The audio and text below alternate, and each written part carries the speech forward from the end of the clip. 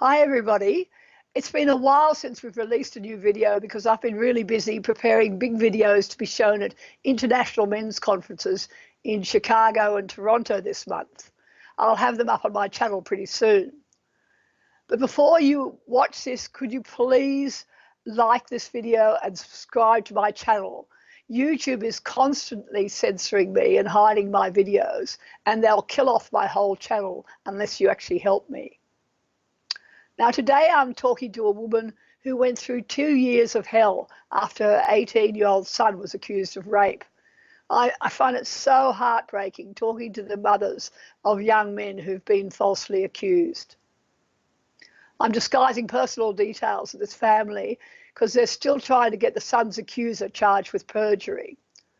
So I'll call this woman Erin, and she's here on Skype with me today. Hello, Erin. Hi, Bettina. How are you? I'm great. I'm very happy you're here to talk to me about all of this. Now, we're going to call your son Toby, and I want to explain how it all started. That was the problem began on your son, what should have been a great occasion, your son's 18th birthday. Tell me about what happened. Oh, well, it was, a day like any other, except that it was his birthday. So he's gone out and had a great night out. Obviously, he's become intoxicated quite heavily due to just his youth, his inexperience. People giving him drinks, hey, happy birthday, give you drinks. So he didn't know his limits. How could he? He was then going home because he'd had enough and it was time for bed. Called a cab, waiting for that cab when he was approached by this person who he knew well. This was a girl he'd been involved, who'd tried to come onto him, in fact, previously, wanted to have sex with him. Many occasions has. He's always sort of said, no, I'm not interested. No, that's not what I want. So, Yeah, so they'd had someone he knew. Anyway, they end up in someone's apartment, someone's flat, yes. And there were other people involved. He was totally out of it, doesn't remember anything that happened at that point. And then comes home, and it wasn't until the next afternoon you discovered there was a problem. No, it was a couple of days later. I was at home that day. I'd taken the day off work. His younger sister was at home, taking the day off school to spend the day with them. And next minute we have police on our doorstep to arrest him. Now, they've told me they would not. He said, look, I'm happy for Mum to stay and listen to whatever you've got to say. They've said, we'd prefer to speak to you on your own. Can you leave? And I've hesitated and thought, oh, well, okay, I'll walk away. And then the next thing I know, they're taking him to the police station for questioning. And when I said to them, look, is this something we should be concerned about? Because at this stage, we had absolutely no idea whatsoever. And this constable's turned around and said, no, nothing to worry about. Oh, God. You're taking my son into custody. But we then thought, oh, well, never having had any kind of dealings in a bad way with the police, we've just thought, oh, well, they just, something's happened down there and they want to take him down to ask him, to get some idea, what he may have witnessed, what he may have seen. We had absolutely no idea about how our world had just flipped on its lid. So they actually charged him. Now, so she alleged he'd raped her. Yes. That's the essence of it. Yes. And they charged him. And you then discovered this. You had a phone call with him, I think, where he told you about this. It was only vaguely. He said, Mum, he said, and we said to him, you must have known. He said, no. He said, I had no evidence of having, he said, I wouldn't be capable of. He said, and then he said to me, he said, why would I rape her? I've got no need to. And he's turned her down plenty of times before. So why would he, on his 18th birthday? And basically, yeah, it sort of went downhill from there. From then on, he was treated like I liken it to he was treated like an animal. He was treated as though he was guilty right from the start. And you know, the way the treatment of him was exactly that. Yeah. You had your first visit with him on the night that he was arrested. Yeah, and weren't allowed to have any contact with him. It was through a perspex screen. Tell me about that. You've got this kid, and okay, he's turned 18, he's legally an adult, but he's still a kid. He hasn't experienced life. He hasn't, you know, never been in trouble before at all. Scared out of his wits. And we have to sit there and just, the only thing we can do is put our hands up to the perspex to hope that, you know, as I say, to transmit the vibe through and then you're thinking, are they recording this? Is everything that we say? I mean, how can I even talk to my boy to reassure him when we've got this? And it was so cold. It was so cold in there, and I asked him, could I take him some warm clothes? Because he said, Mum, it's freezing in here. You know, it was just, it was so degrading and so horrible. And to see him like that, as you can imagine by now, he's quite emotional, and you're trying as a mum, but to stay strong. But as a human, you just, you know, you've already started to, as I likened it, to die inside. Yeah. That's seeing your child like this. It's just, and knowing that there's no way that he would have done. Yeah. They accused him of doing. And the really terrible thing is they denied him bail because the alleged victim's father was threatening to harm him. I mean, what an extraordinary thing. For his safety, like, are you serious? What? He couldn't have been any safer than what he was with us. Yeah. And they denied it. And so the alleged victim's father could hurt him, but what did they think was going to happen to him when they incarcerate him into a maximum security prison with convicted rapists, pedophiles, murderers, etc., etc.? This is a young man who has no history, has never been in trouble, so hasn't dealt with, you know, these kind of people. An innocent person thrown in with people who have been convicted, who have, you know, they're well seasoned, quite a lot of them. And he was there for nearly a week. You must have been beside yourself during that period. And it was quite a long distance from your town, wasn't it?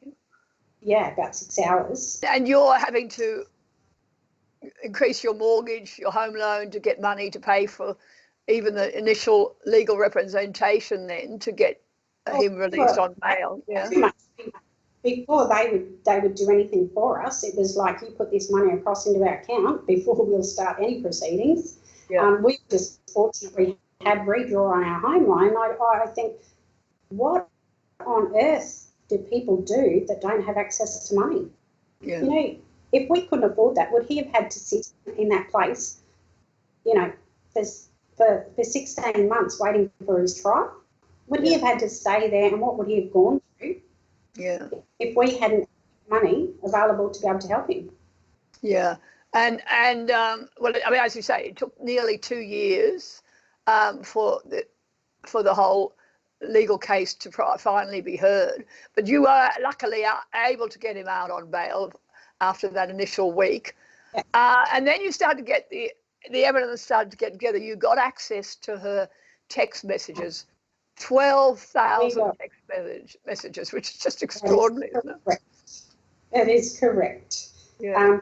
And where, you know, we've been told since, well, it had enough evidence to go through committal and go to trial, so there must have been something in it. But did anybody at any stage from the police department or their prosecutors, did any one of them look at this evidence? Because had they looked at this evidence, I can't see how it could have gone to trial, but it did. It was astounding. Yeah. We were just like gobsmacked up to the complexity of lies and the tangled web of lies. And I did not think anybody of that age could conjure up this kind of deceit, is the best deceit. And everybody. this is a girl who's having relationships with lots of men, and that was all abundantly obvious from her text messages. She has an inferior boyfriend, but she's endlessly going behind his back with other guys. And there are actually conversations with her boyfriend about the fact he'd rather this idea that he'd rather know that she'd been raped than actually been cheating on him. And that sort of conversation, which does suggest why she might have done this. I think that's very clear that this is the sort of evidence that would have been had they looked carefully at it. They might have decided not to go ahead with the trial, but of course they took no notice of that. I mean, there were all these extraordinary gaps in the way the evidence was handled, what was looked at and what wasn't. It was all believe the victim justice, where they believed everything she said. They chose to ignore evidence that would have exonerated your son.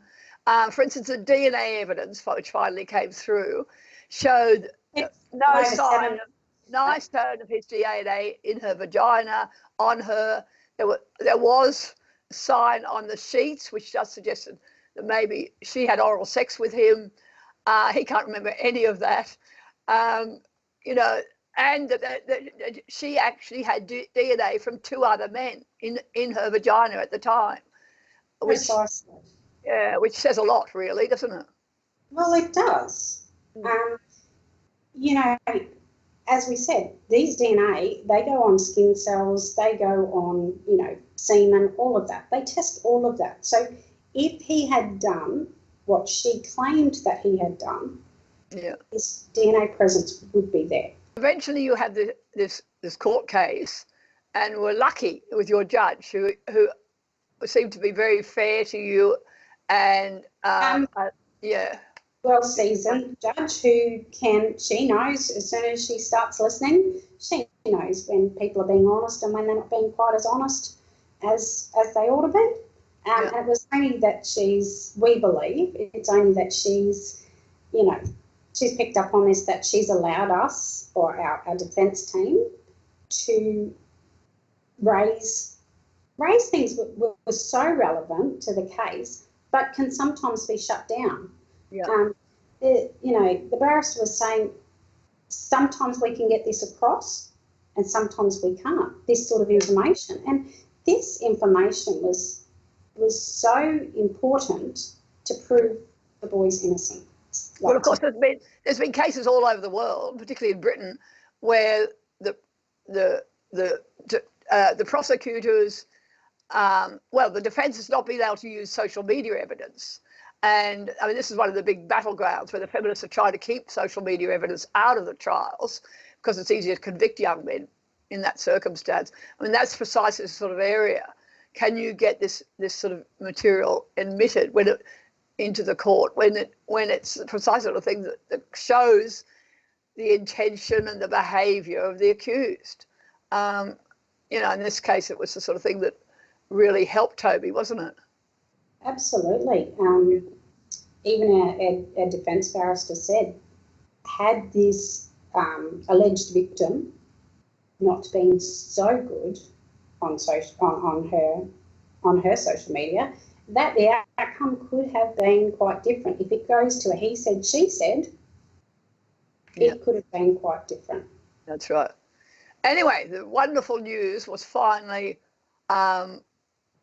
he was acquitted, and you said the whole court was in tears at the time, including many members of the jury when that happened. They read out the not guilty, and it was just this massive relief, and just and what else do? You look at your boy and you go, oh my God, these people could see it, and it's such a relief. It's no words to describe it, but that's why they were all, and as soon as I burst into tears, of course, legal teams burst into tears. Everyone was in tears, and the jury were in tears, and it was just amazing. But you described this incredible story that when you came out of the courtroom, many of the members of the jury were there to greet you, and they were applauding, which is amazing, isn't it? when Toby's walked down the stairs and they've actually come across and they've shaken, they shook his hand. The ladies have given him hugs. I had one of them come up to me and give me a hug and go, oh my goodness, what an ordeal you've been through. We were walking down the street and one of the jurors was in a car and she's tooting the horn and waving madly at us as we're walking past with the biggest smile on her face. So that to me is really such a strong message that he didn't get off on a technicality. He got off because he is innocent and was innocent and has been put through all of this, as we all have been, at the hands of someone who lied to protect her own interests. And that we haven't really explained that was very obvious during the court, various court appearances she made. She was caught out various times lying about her evidence. So, I mean, she really blotted her copybook, and the jury was very aware of that. And I think that seemed to be what they were responding to. Now, I'm really pleased that you're actually pursuing this now and wanting to charge your accuser with perjury. Tell me how that's going. Frustrating. The evidence is there. It's like the police don't want to deal with it. They're just that's how it feels to us, is that we're getting all this pushback. It's not important, and they're sort of saying, well, you're lucky, not guilty verdict. They're not lucky. He wasn't guilty. Well, look, good luck with that, Erin. I'm sure everyone listening to this will be hoping you manage to persuade them to take on this next stage of this horrible case for you. And so keep me in the loop, won't you? I will. But I just think that if we are not going to hold these girls accountable, or any person, because if you're going to make false accusations, then you have to be accountable for it. I think we better stop now. But anyway, we're all very much, I'm sure most people listening to this are on your side and very conscious of the need for proper justice here. So I'll if you get some future news, let me know.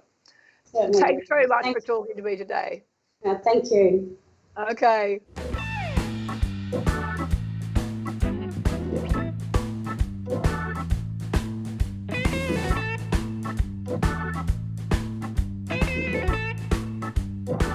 Thanks everybody for supporting me on my YouTube channel. I've got growing numbers of subscribers, which is really exciting. If you'd like to support me financially, go to my donate page on my website. Thanks a lot.